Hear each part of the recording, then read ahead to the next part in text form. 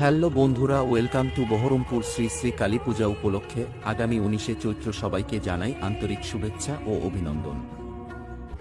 This is for you.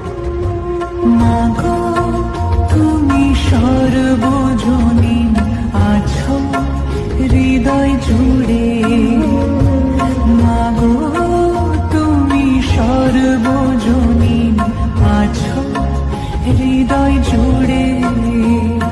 আর তার সাথে সবাইকে নাচাতে ও গোটা বহরমপুরকে কাঁপাতে আসছে ওদের বাপ বেটার